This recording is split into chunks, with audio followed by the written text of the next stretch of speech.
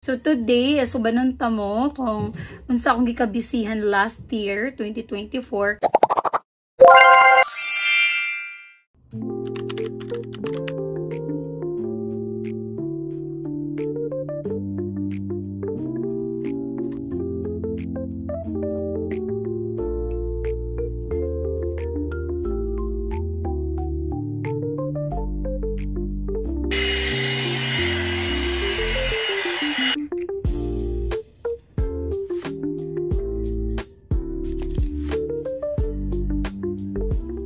Ayan, so manain yung auntie.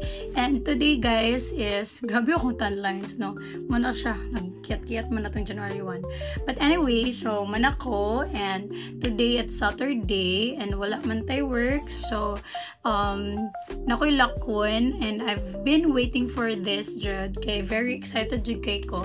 So today, subanon ta mo kung unsa akong gikabisihan last year, 2024. Kada kagibang ta na sa kuha, nganong hustle hard ako kay ko, like di ko kapuyo, pero ko work, halos di ko kalag, naradyo kong balay.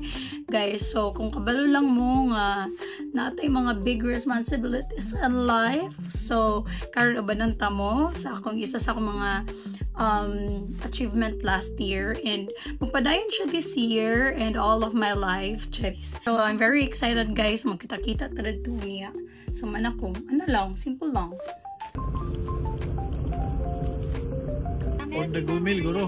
Kana guro mo on the gumil. Kuha na lang ako Y2. Y2? Oo, with cheese na siya. Yes po. Y2 din ang drink sana is mocha lang.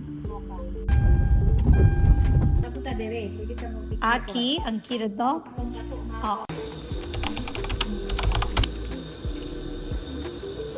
Hey guys, so I got the keys. So sa wakas, nako-order na ko ang keys. Actually, dapat December pa. Pero karon pa to nagka-time kay super busy ang inyong auntie atong December. So karon na nag-keys guys. And sa wakas, pwede na ta magawa sulod sa subdivision.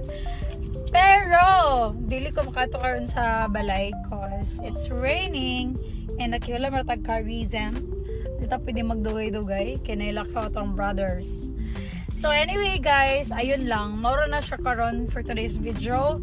Tomorrow, wala na kita mo promise. Dito, i-tour ta mo, Charis. Sa sunod na itong tour, dapat humana ang balay. Kaya ito naman to siyang i-renovation. So anyway, so that's it guys. Move na siya. Inanag yun.